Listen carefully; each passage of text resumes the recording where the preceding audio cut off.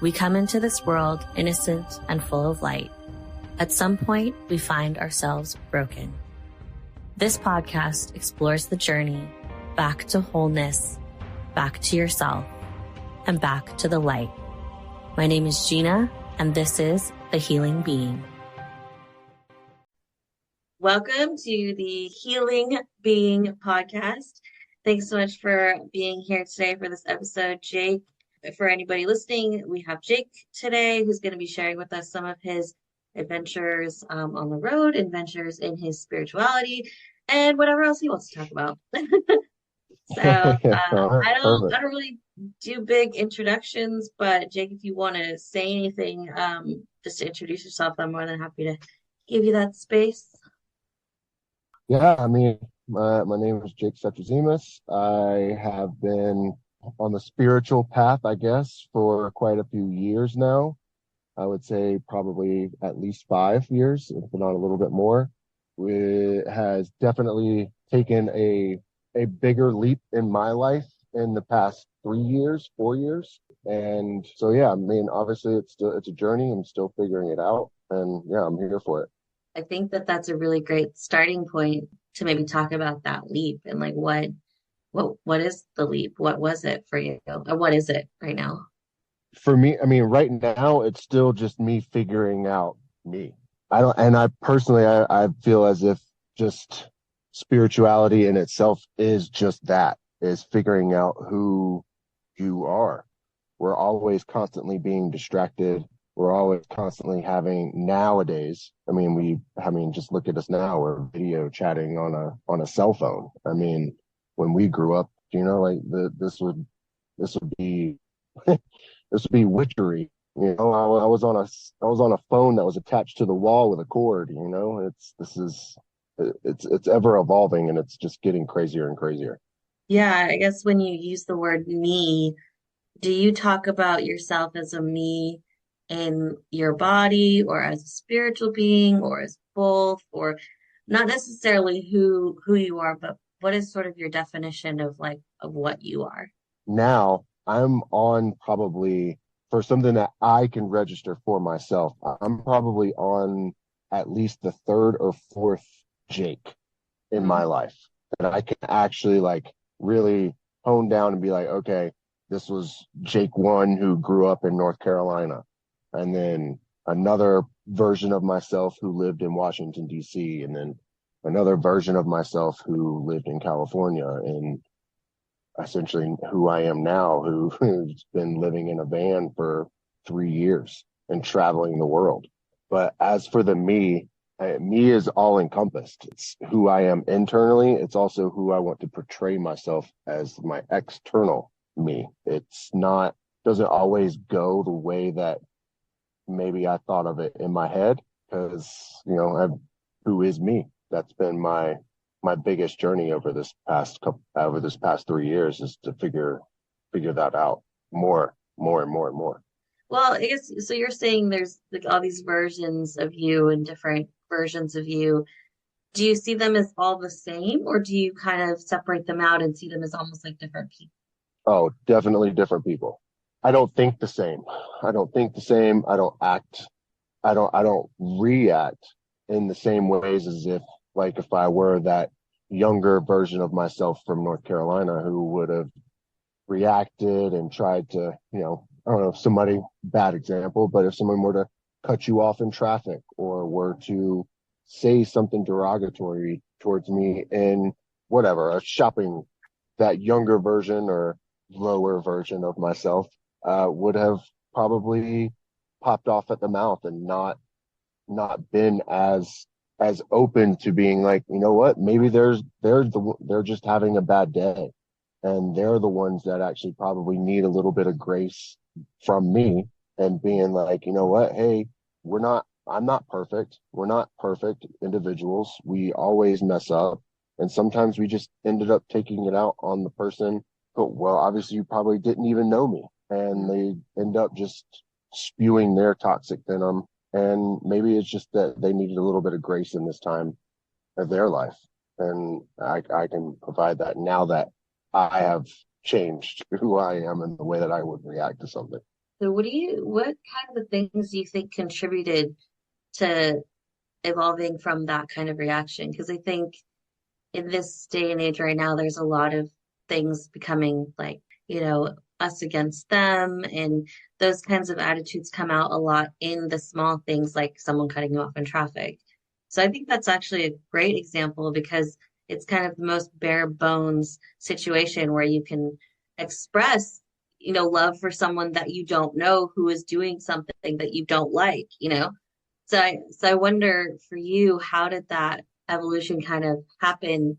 And were there specific things that you learned that made you go, oh, because there's still people out there. And I mean, we all kind of do it sometimes where we get in that reactive state. So I'm really curious how you overcame, like, I'm not gonna say overcame, but how you shifted that perspective. So yeah, so the traffic example, right? I now am starting to, other than traffic, I'm now starting to a spiritual sense and understanding what people like. I've now gone through a lot in my life. Lost some very close friends to me through cancer. My mother also recently had fought and beat cancer, and it put a lot of things into perspective for me and trying to understand what actually really matters these days. Yeah, does it annoy me when someone does something that essentially that I probably wouldn't do? Sure. Would I have done this at some point in my life? Probably. Would I have cut someone off in traffic? For sure. Would I have spoken to someone in a negative and derogatory term? For sure. Like I was definitely not, when I was growing up in Apex, North Carolina, like I wasn't the nicest person back then. And that also comes with being young. Also, the big changes in order for me to be able to see other people's perspective in a better light is removing myself from what I've now called like the grid of the city.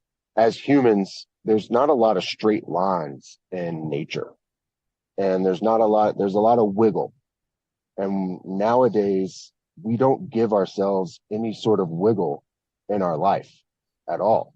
Like we live in cities which are in grids and we live in boxes, and we're no longer allowed to think outside the box because we compartmentalize everything nowadays. We put everything into a box, whether if it's our diet, whether if it's where we're going to live, it's our friends, it's our family, everything. Everything gets put into some little box because now we can organize it in our own head. And in nature, in life, and in every other day activities, you wiggle through life. Like your trees are a little wiggly. Your other roads, like if you go on any of these trails that were built by anyone, like if you go to Death Valley and like you see like the old Oregon Trail and stuff, like it's a windy path through the mountains, and we've lost how to wind through our path these days, I feel like. That's a really cool analogy. I really like that, especially because I think it's a good analogy for people when they have ideas about their life or like goals and things like that. We all want the straight line. We want the direct path. Like, how do we get from A to B? And we Yeah. spend all day thinking about that and all day doing that, just trying to get to wherever B is. And so cliche, like it's all about the journey, not the destination. But it's like it's Yeah. a reason it's cliche. It's a reason, there's a reason that saying exists. And sometimes it feels like the solutions or like the mindsets are so simple that they're almost too simple. Because when you make it that simple, it's almost offensive. It's like, what do you mean? And it's like, well, you just kind of go with it. So I'm curious for you as you been on the road and now you're kind of coming off of that. Do you feel like you're in another one of these, like, Jake 4.0, 5.0 is coming now as you kind of reintegrate in some ways? Like, how are you feeling about that? I'm curious. Yeah, it's definitely been a huge culture shock even coming back to the United States. Just so for anybody who is listening, my wife and I have been on the road now for 3 years. And for the past 2 of those 3 years, we have been traveling through Mexico and Central America, all of it. Just seeing how, I mean, we've already been huge travelers. Like I've traveled all over Europe and been into Asia and so on and so forth. But traveling in a van and actually living in different countries for months at a time, seeing how people live in Central America and Mexico and this, that, and the other, who do have less. Like your grocery stores, I mean, let's just stick with a grocery store. Like you don't get to walk into a grocery store and have tomatoes. You don't get to walk into a grocery store and always have cucumbers or always have broccoli or whatever the case may be. Their growing season is seasonal. What they have on the shelves isn't always, you're not always going to find it. You're not, I mean, you always find rice and beans, but you're not always going to find pasta. You're not always going to find other items that are normal. Like coming back to the United States and just walking into a Safeway, it was extremely overwhelming. Not to mention going into a Target. It's bonkers to see all of these. Like, do you need all of this stuff? Do you, quote unquote, do you need all of these options? And the crazy part is that the options that we have are, they're only really owned by a handful of companies. So it's an illusion of options. These big conglomerate companies, like, I mean, like we were looking for biodegradable soap, shampoos and stuff. Because honestly, if it's not good for the earth, it's probably not good for your body. And like going and just trying to find the biodegradable soaps that we used to love before leaving for our travels, they're no longer here. They're no longer available on the shelves. Yeah. And then you start to ask them now that we're back into, let's call it real society or whatever label you want to put onto the United States. Western culture. Yeah. Western Yeah, exactly. culture. I mean, that's really, from this perspective, that's really what it is, It's just a Western culture. Because even just on a spiritual sense, like if you go to other countries and see other, types of spiritual and religious backgrounds, it's just different, So we live in this right now in this moment, we are in this Western culture that we're in, but I'm curious. I know we sort of like changed topics, but I'm wondering, how do you connect your spirituality and maybe like your own sense of like stability when there's all of this stuff going on? Do you tap into your spirituality when you're experiencing the stuff like this, or how do you kind of manage What that? do you mean by all of what going on? Like the Western culture, right? The Uh, oversaturation, the busyness, all of that stuff. The things we don't need, the money, all of it, the mindset, all of it. I find that I've now like detached myself from these things. Or at least I thought that I really did. It's um, easy to do when you're in a van in Mexico. True that. True Yeah. that. Well, when I you always don't have say it, it's always say it's easier to be a Buddha in your house. Everyone's a Buddha in their bathtub, taking a relaxing bath. yeah, It's not the hard that's not the part. It's when you yeah, gotta get really. out there. So yeah, I'm just curious. Yeah, so I mean, it is, yeah, and it was that big culture shock, and really like coming back to the United States, really seeing, I mean, just driving on the highways, that already is a huge, massive change compared to what would we've been on. Like you drive on the roads in Guatemala, and you have potholes, and some of the road is missing, and you come here to the United States, and you have a 8-lane highway on the five, and you're just like, whoa. I mean, it's nice. It's nice, but yeah, it changes your thought process. But as for me dealing with it, I'm just choosing now, knowing what it is that I want out of my life, because I used to be very, very materialistic. I only bought high-end clothes if it didn't have a label on it, and I mean like, a high-end label like a Gucci, a Dolce Gabbana, Brooks Brothers, whatever the case may be. If it didn't have a label on it, I wouldn't wear it. Now I find myself, if it has a label on it, I'm not a walking freaking billboard. I'm not doing that. This isn't what this isn't my path anymore. I used to think that is what mattered, that is what people really cared about. But Yeah. now I find myself to be in my moments with whomever I'm sitting with. Like I'd much rather be present, sitting with there, engaging, and actually having deep, hearted conversations versus any of the surface level. Ooh, who are you? You know, your red carpet runway moment. Ooh, who are you wearing tonight? Who do you have? Da da da da da. Like that. That just. I'm sorry. I used to think that was really cool. I used to think that those were things that I cared about. The older and more that I get to know myself more and more, that was a very dumb 7 to 10 years of my life and expensive. Well, it sounded like it was part of your process, whatever that was, you know? I feel like For we all sure, it kind of, was definitely part of my journey. Yeah, yeah, yeah. yeah, like the perspectives as they change and shift. I think I'd also like to like challenge that a little bit for you to like honor that part of your life instead of like looking back and like, oh, I was so stupid. How did I blah, blah, blah. Like maybe look at it as a, that was a time when I didn't know, and that's okay because we just don't know what we don't know. So now I'm just being like a therapist, but just like, accepting that part of your life that it's okay that you didn't know. It's okay that you spent so much money. Like that's like you said, that's Jake 2.1 or whatever it was. And that Jake was fine for where he was when he was there. And wherever you go, that will also be fine. And the cool thing, an interesting thing that kind of I've learned on this, if we're gonna call it a journey, because every time the perspective changes, it's gonna change again. It's gonna change again. And it's never ending. It's never ending. So there's never gonna be a time where you're like, okay, I'm done. Like this is the version of me. Like this is it.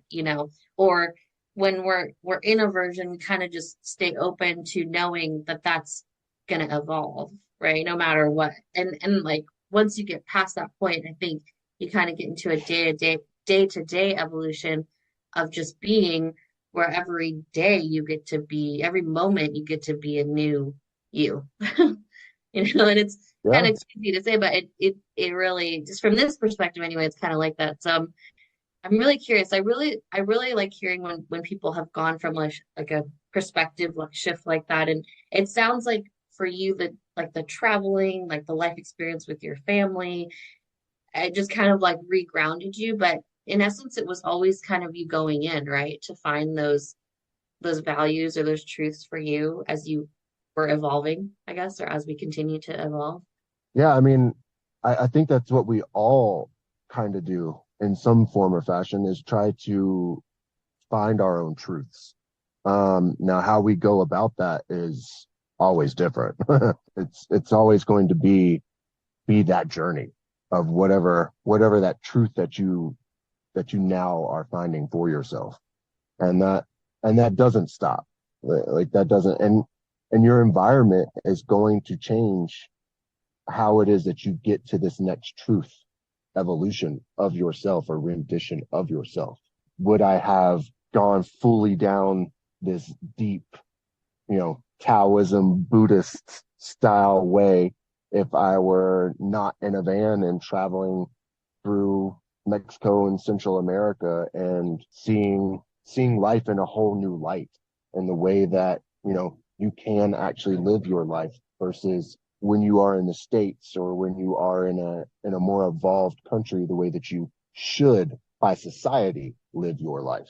I think that was like the biggest change for me, my wife and I both, is I don't want to check societal boxes anymore. And I did that. And after COVID and seeing how the world has changed, seeing how quickly we can just pull the rug out from underneath the world, not just the United States, but the world. See how changes can actually be made and make them for ourselves versus for then the government making it for us. So, and that's been like I guess my new shift into Yeah. into this next version of myself is trying to, be more self-reliant, grow my own food. I mean, obviously we're not doing that in a van. So, But yeah, I mean, like keeping plants alive and like really focusing on what is most important. And that is, connection with people, friends, family, newcomers, whomever that may be, and starting to grow my own food and focusing on myself as an entirety whole. So like inside and out. Yeah. Do you think that some of the stuff that you're talking about is fueled by fear?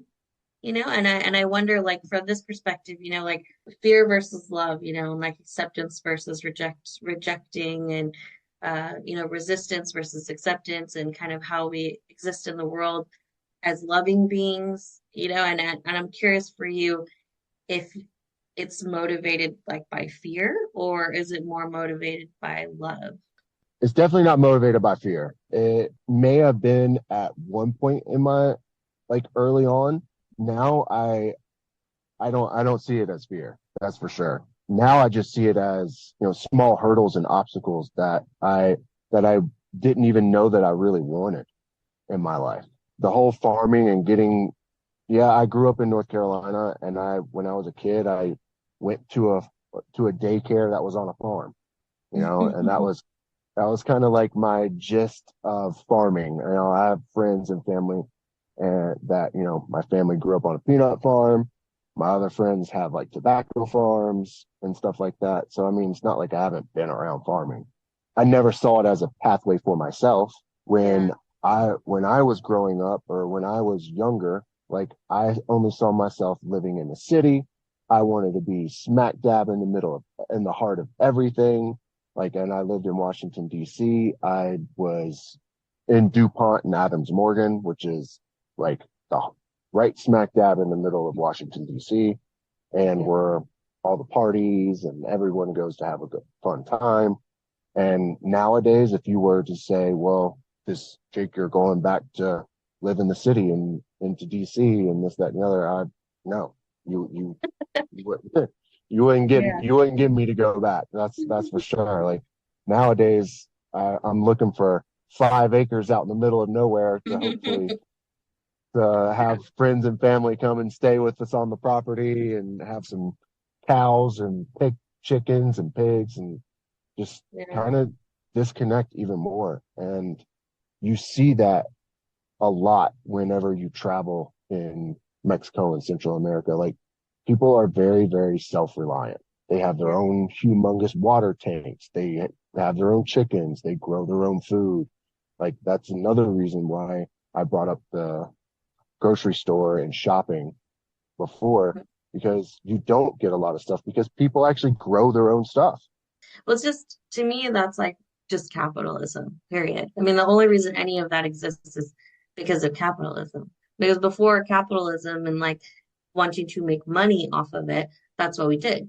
Like, so when you talk about like, it's funny because you use the word disconnecting, but reconnecting. So and Yeah. this is, you're not the only one. I mean, I think that this is a lot more common than people are talking about. I think we see a lot in the media about screen addictions and this and that, but there's also Nokia's coming back out with their regular phone, because people are Yeah. don't Flip. want Yeah. smartphones anymore, so it's like we're in this, I don't, people are realizing this, not just you, not just people who've traveled in a van. It's like we're getting to a point where it's definitely understandable. In order to reconnect, you have to disconnect.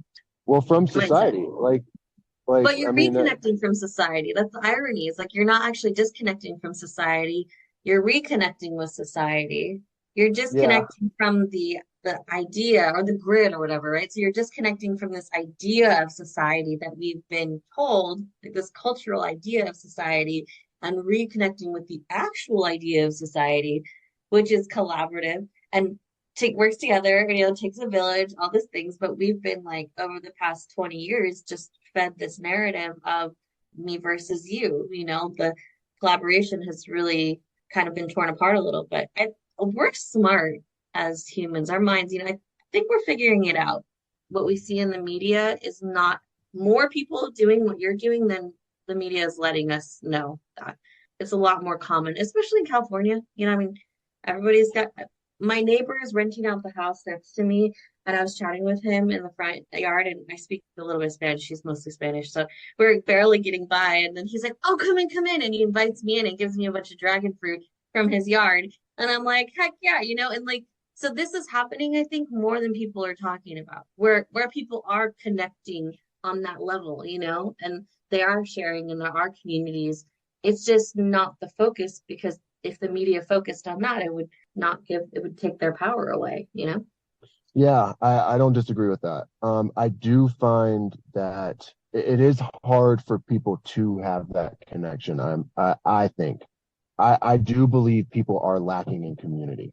So as we've been on the road for quite a few years, that's been the hardest thing for us to wrap our head around Mhm. and for us to lose. Like we gave up almost all of our possessions. Like when we gave up stuff, I mean, we literally gave up everything and we gave it away. Like we didn't sell it. I didn't sell our bed. I didn't sell this stuff, all these dishware and all this stuff. We actually gave it to people. We were like, dude, do you need a kitchen table? Please take this kitchen table. Do you need new dishware? Take this dishware, so on and so forth. It was very freeing, but also it was our way of disconnecting and saying, okay, we're making this change. We're not Yeah. talking about it. We're actually being about it. That allowed us to build, we already had a good community here in California with friends and things.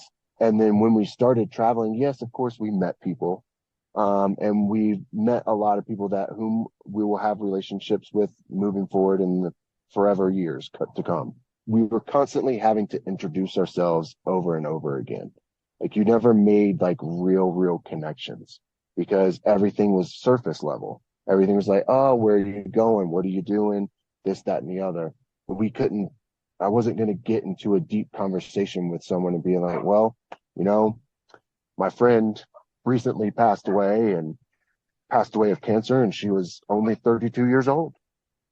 Hmm. I'm not getting into these deeper conversations with people because that's something that you reserve for something that's closer to your heart community, if you will. And I don't believe a lot of us have that sort of heart community to rely on, those friends sometimes to have to sit and cry, like especially as a guy, like that doesn't happen that often to have a group of friends that you can actually sit and go and cry with a buddy and being like, yo, I'm hurting. I'm hurting. Right. And because it happens to all of us. So when you say that like you wouldn't have that conversation with somebody that is quote unquote surface level or not in your heart space, is that a trust issue? Or, because I'm wondering, because I have a different perspective on friendships and relationships and stuff, and I sort of see everyone as another version of ourselves, as we're all kind of mirrors of each other and we're all each other. And I Yep. I feel the opposite, where like I have the strongest, deepest connections with people that are not like heart in my heart group, because they're just the same. And like relationships as they grow, or as we believe they grow, people we are so evolving and changing, so often. And every day we get to be new. And when we have these circles and these groups, sometimes they make us feel mentally that we need to stay in a place, or be a certain way. Whereas in out in there with new people, I think well, this is my perspective. Like it's exciting to be able to get to be the version of you are in that moment with every person that you introduce yourself with. You don't have to be anybody you were yesterday or the week before or 2 years before, because I guarantee people that you hung out with when you lived in DC would not know you now, and you wouldn't be able to be the person you are now. And as you grow and evolve and change, those groups and those people are going to shift. And even personally for me, I've had friends that I had for 20 years that now I don't talk to anymore because this version of me, quote unquote, is different. And it's just gonna happen. And I'm not to say that long-term friendships or relationships can't exist, but for me, there's sort of this level of like deeper connection with strangers because you don't have the baggage of the relationship or the friendship or the connection of what that is. So I don't know. That I haven't talked to anybody about this at all. So it's really interesting. It kind of came up, but as you were talking about it, I feel like I wanted to share. So I'm curious kind of your take on that.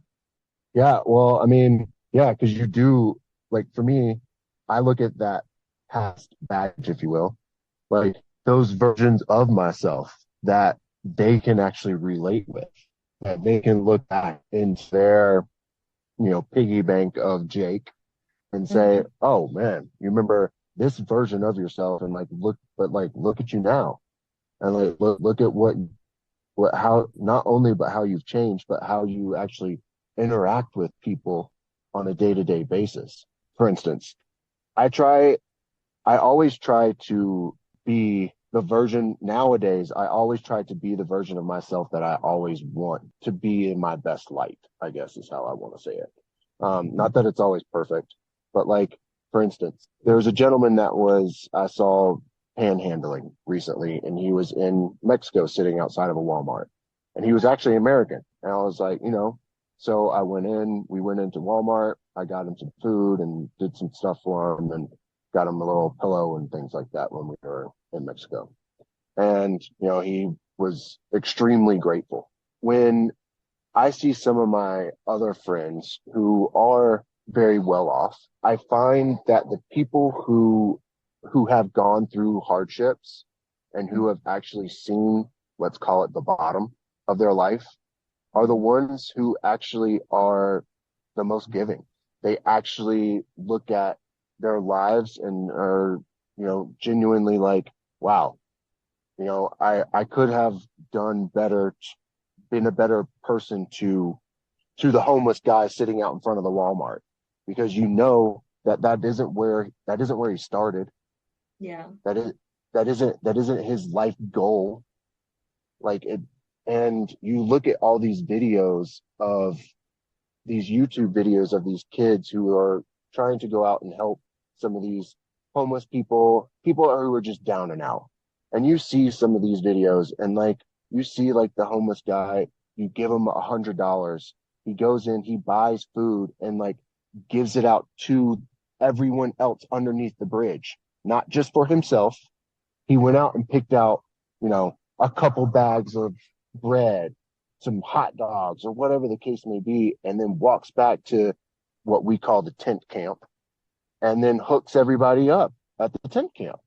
And you're like, wow, you really thought he was going to just go buy some fentanyl or buy, whatever booze. And then you really find out that, dude, he's a vet. He just has had a really tough time in being able to cope with coming back. And we're not putting our best foot forward in trying to even see them as a human these days. And that hurts. And we all saw how when we shut down the world during COVID, and we all saw how quickly we can lose everything.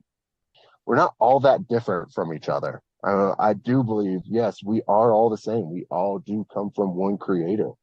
Like we all do have a connection with each other, whether you like to see it or not. It is true, and we're not all that different. We just want to be able to provide food for our family, have a little plot of land, grow some food, have some chickens, do whatever, and just be the best versions for ourselves and for our family members and friends. Think that kind of comes full circle to what we were saying earlier about just a simple life, you know?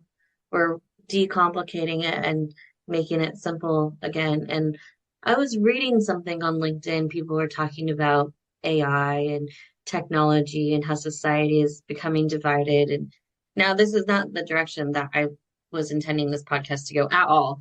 But but it was saying something about how we'll end up in a society that's got the tech AI folks and then the people who are totally disconnected from it, just not at all. And I think there was a movie, gosh, I can't remember what movie it is now, or maybe it was a series where there was like a no tech city, and like because everything had evolved technology wise and there was, everything was run by robots and flying cars and all stuff. But there was like cities you could go to that were, I don't remember what they called them, but they were there's no technology. And it's so Uh-huh. funny because the utopias that are created in sci-fi have really, started to evolve in They're real, coming to fruition. and I wonder if some of that is also like from the ideas, it's like the people who write the movies, and it's like it's all part of the same society, so we're all just kind of, I don't know. And now we're getting to like societal stuff. So I for Yeah. this perspective, like I keep things from higher view, right? Like from a higher view spiritually and just in like individually, there isn't really much of an individual view. There's only like the high level view of like when you go up and up and up, and then you see everything from for what it is as this whole divine creation, like including the technology, including the BS, including the brands, including the red carpet bullshit. Like that's all still part of it. Like there is some divine, there's divinity in everything, and like everything that we resist just continues to persist. So as we have anger, frustration about how something is or isn't, or people who don't know yet, it's kind of like, Jesus said, forgive them for they do not know what they do. And I kind of like to live by that in my compassion for everyone, because until you knew what you knew, you didn't know. And if I were to Yep. have come at you and said, "Oh God, Jake, those shorts, why are you spending so much money on those shorts?" Like you would have been like, "Excuse me, screw you." And that would have created division and hate and all that kind of stuff. And so it's like if I could come at you and say, Jake, he just doesn't know right now, and that's okay. And like they'll get there or they won't. And all I can do is go within myself and spread that compassion and love from the immediate circle. And the circle grows just like you're doing, right? Like as you come out, it's the butterfly effect or the domino effect. It works both ways. It works with love and positivity and connection, and it also works with the other stuff. But Yeah. it works both ways. And we forget that it works that way too. But it's like we can also spread the community and the love, keeping it loving. I think what happens sometimes is people get in the community mindset and they'll reject everything else that's happening around them, as wrong. And I don't want to have anything to do with that. That's a bunch of bullshit. When in reality, like loving all of it, not necessarily accepting it, not saying like, oh, this is the right way, but just knowing that it's all part of it. It's all part of it in whatever way. Yeah. So that's kind Yeah. of how I sort of approach it when it comes to that kind of stuff.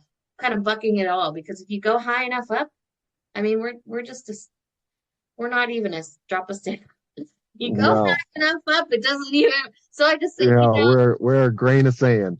it's all part of it, and what it means, where it's going, what's happening. I mean, it's all just this internal thing, because everyone's having their own internal stuff. Who Battle. freaking Yeah. knows, you know? I mean, Yeah. we have no idea. I always tell people you never know what's in someone else's head, and we think we know, and that's our favorite thing to do is think we know what someone's thinking. But we Yeah. we just don't know. So yeah, I don't know if you've ever thought about things in that from that way, or do you ever try to take that high level perspective when you're having these kind of interactions too? I do. And now, I mean, like we were chatting about earlier, is, we are everyone and everyone is us. And I try to think whenever I'm having those sort of conversations or those sort of interactions, they're actually trying to show something about me to myself. And it does get uncomfortable. And you do have to have uncomfortable conversations and hard conversations, whether or not it's with a stranger or with your 20-year friend.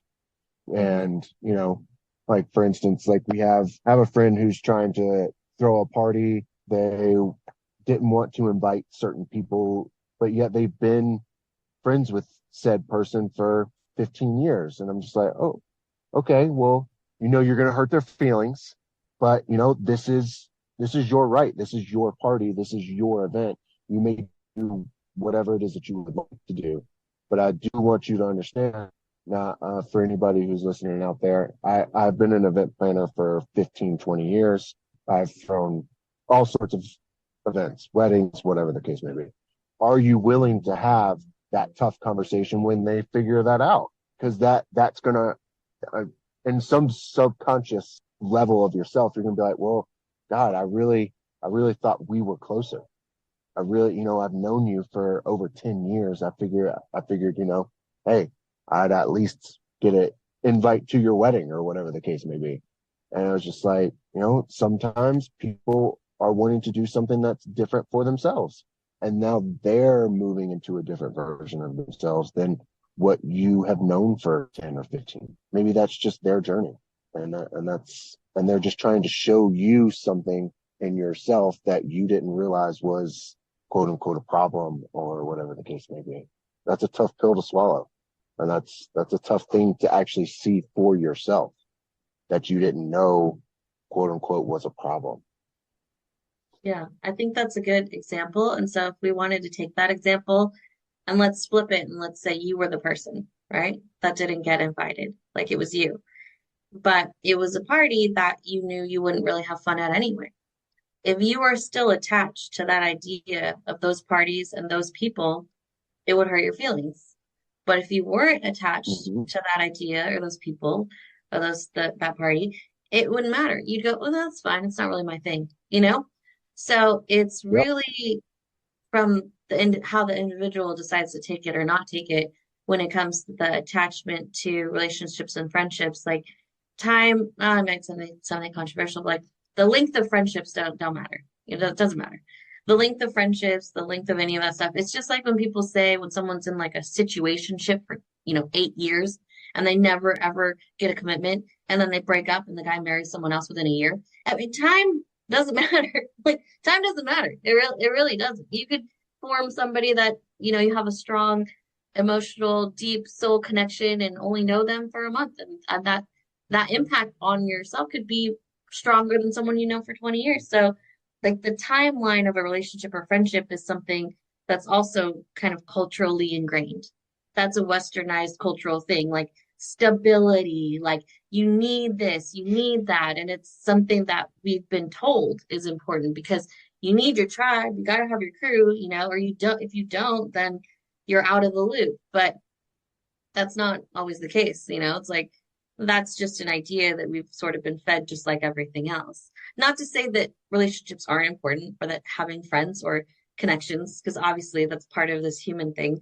But I think there's also a little bit of like false importance put on some things. And that's kind of what I meant when I was saying people are evolving and growing and changing is if those friendships were as deep and meaningful as people wanted to say, they would just have that conversation with the friend, period. They would just go to the friend and just talk to them. If it was that open and Yeah. meaningful and loving and deep, just go talk to them. If there wasn't a fear or Well, some it's tough. insecurity. It's tough to have tough conversations, whether that be with Yeah. friends or family. I mean, just having tough conversations, period, is not easy. I do find that when you are able to have said tough conversation with whomever, that your relationship deepens as long as you are able to have this conversation and have quote unquote a positive outcome. Then the next thing you know, you're able to have these conversations. You realize, oh, you're not gonna defriend me or culturally whatever nowadays Cancel that you. you want to. Yeah, exactly. Cancel you on whatever and just be like, oh, so and so is such a bad person because they didn't want to come to my party. Well, they're able to make that decision for themselves. Maybe they just didn't want to do that. People are now changing in the way that they want to put themselves out there into Mhm. certain societal events nowadays anyway. People are changing the way that they actually conduct themselves into parties, farmers markets, whatever the case may be. Like they're changing the way that they actually are trying to be in society, I find. Like we're not going by the normal. Okay, so for instance, I quit my job right around COVID and everything, and it was because I just now looking back at it, it now is because I was tired of doing the same monotonous thing, driving like an ant, going to the same exact spot and like going and doing the same exact thing over and over and over for an end result for someone who didn't care about what it is that I was doing. Either one, you have to show up on time. And if you show up 15 minutes late, I'm going to essentially dox you and write you up. But then I'm also going to ask you to stay an hour late. And then I'm not going to give you any sort of reprieve on the front end for anything of that sort. And it's just like, well, hold on now. You're reprimanding me, but yet you constantly, as an employer, ask me to stay late and do things for you that are quote unquote not in my job description, or it is other assignments as requested. Trying to keep up with that stuff. And I'm just, you know what? I just, I don't care. I don't care anymore. You'll let me go. When it comes to companies and all these other things, like they don't care about you as an individual. They don't care about what it is that you're going through on your day-to-day life. They only care, essentially, I think, care about their bottom line that they have going on, which as a company, I get it. Like you have goals and things that you have to abide and hear by. But like at some point, you have to reach a ceiling as a company at some point as well. Like do you always want to push and be better at your job and be better at building relationships? I think as a human, you always want to do that. Like we don't want to be, we don't want to be looked down upon and being like, oh wow, that person really sucks. They didn't show up today, and look at them not putting their best foot forward. Like I just don't believe humans are built that way. Even now, companies give you unlimited vacation nowadays, and people still don't take vacation. And it's just like, why? You're literally just beating yourself into the ground, and you need to have some sort of relief for yourself mentally and physically. It sounds like this is a story I've heard a lot of times, and it feels Yeah, like it's essential to have that to know what you need to know. You know what I mean? It's like, and it you hear it over and over where the strength is in the struggle. You know, the growth is in the pain, and like unless you had that experience, you wouldn't have come out this way. And so even I mean, and I think the key then is like when you're in it, you didn't have that mindset, but when you're in it, so for anybody that's in it, in having the mindset of this is part of it. This is serving me. And that's the whole mindset of like I get to versus like I have to. I get to. So yeah, it makes it easier in the struggle because you realize the struggle is it. You know, the yeah, struggle is yeah, also exactly. it. But people, when they're in it, can't, it's hard to see it. So when people are in it, you just have to remind yourself, this is it too. And I'll know what I know, and I don't know what I don't know. And I trust that. I trust that a knowing will appear at some point because I'm aware of what's happening. So you had to go inside yourself and realize this wasn't for me.